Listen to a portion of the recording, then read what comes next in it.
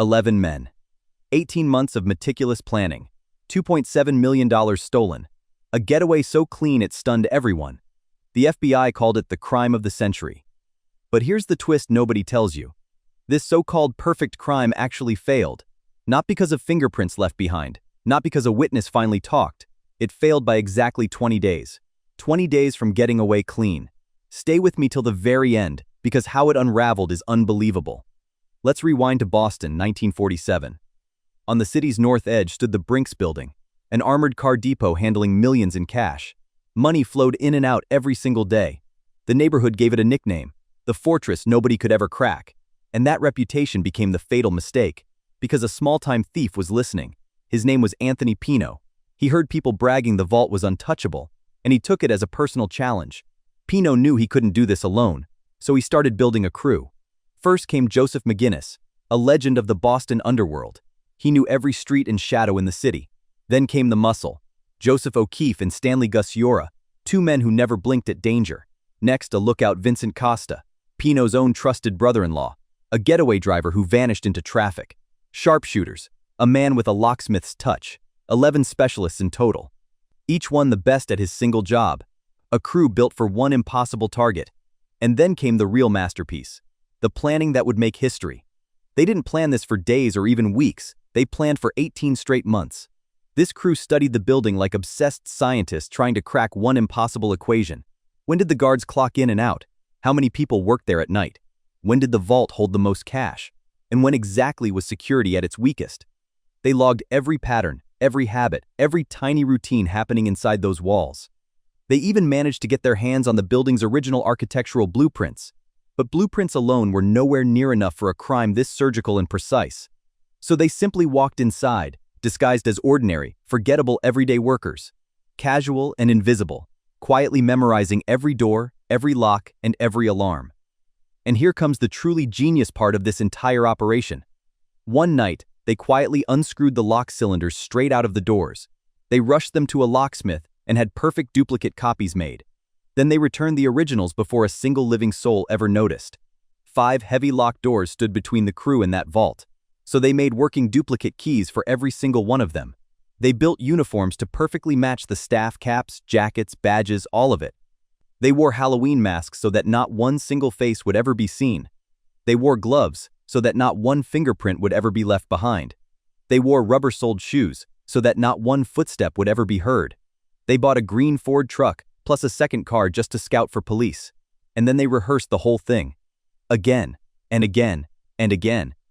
In fact, they showed up fully ready to strike on more than 6 separate nights. But each time something felt slightly off, so they calmly walked away. A crew this disciplined never gambles. They simply wait for perfect, and perfect finally arrived on January 17, 1950.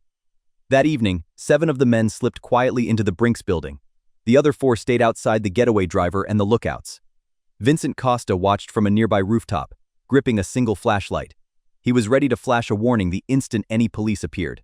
No radios were used. The building was simply too secure for them. Just one silent beam of light waiting in the darkness. The 7 moved through all 5 locked doors like they truly owned the place. At the vault, 2 of the armed men calmly stepped inside. There they found 5 employees working late that quiet night. It was calm, controlled, and shockingly without any violence at all. "Hand over your weapons and lie down on the floor," they ordered. "Do exactly that, and nobody here gets hurt tonight." The terrified workers obeyed the command almost instantly. The crew tied their hands, taped their mouths, and started filling the bags. They stuffed 14 heavy canvas bags completely full of cash, and then out of nowhere, a calling bell suddenly rang outside. Someone was standing right at the door. Every man in the crew froze. 2 of them quietly moved to handle it, ready for anything. But whoever was out there never actually came inside. They just turned around and walked away. Crisis quietly dodged. Within a mere 30 minutes, the entire robbery was completely over. They calmly loaded the truck and vanished into the Boston night. They deliberately left just one thing behind: all the coins. Coins were too heavy and too slow, and simply not worth the risk. The rest? $2.78 million in untraceable cash.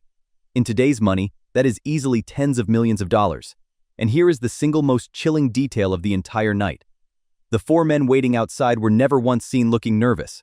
Witnesses later said all of them looked completely eerily relaxed, like ordinary men calmly running some boring, everyday little errand. That is exactly what 18 months of preparation actually buys you. Total, unbroken calm in the middle of history's biggest heist. At 7:37, a freed employee finally managed to hit the alarm. The police rushed in fast. And moments later, so did the FBI. The deposits were federally insured, so the Bureau immediately took over. They tore the entire building apart and found almost nothing.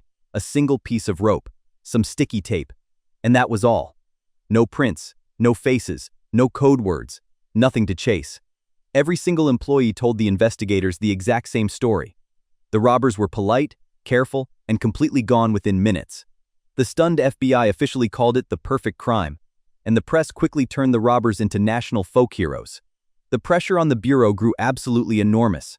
A $100,000 reward flooded their mailroom with tips, but almost all of them were worthless, sent by people chasing money. A recovered gun led nowhere. It had been dumped into a river. The green truck? Found already chopped to pieces in a scrapyard. Two names kept quietly surfacing, Anthony Pino and Joseph McGinnis. But suspicion isn't proof, and hard proof was exactly what they lacked. With zero evidence, the frustrated FBI could only sit and wait, but the crew had one golden rule that could truly save them all. Do not spend a single stolen dollar for 6 long, patient years, because the statute of limitations on the robbery was exactly 6 years. Run out that clock, and the stolen fortune becomes theirs completely legally. Their freedom, too. All they had to do was patiently wait. 11 disciplined men. One simple rule. And unpredictable human nature. And the very first crack began with just one man, Joseph O'Keefe. He simply could not sit still, stay low, and keep quiet. He kept getting himself arrested for other reckless, pointless crimes. And each and every time he leaned on the crew for bail money. Once, twice, that was fine. But the desperate letters never stopped. Year after year, the exhausted crew grew tired of constantly paying. So when they finally refused, O'Keefe landed in prison, absolutely furious. He walked out feeling deeply betrayed by his own former men. He demanded his full share now. The others begged him for patience. He flat out refused, and kidnapped Vincent Costa to use his leverage. He squeezed a small ransom out of them and finally let him go. That was the final straw. The crew quietly decided O'Keefe had to die. They tried at a gunfight, put an actual bullet through his chest. And yet somehow, impossibly, O'Keefe survived the entire attack. Now he knew the ugly truth outside. His own crew would finish him. So he did something truly desperate. He got himself thrown in jail. Behind bars was suddenly far, far safer than being free. And the patient FBI had been waiting for this exact moment. Talk, they offered, and we'll cut your sentence and jail your enemies.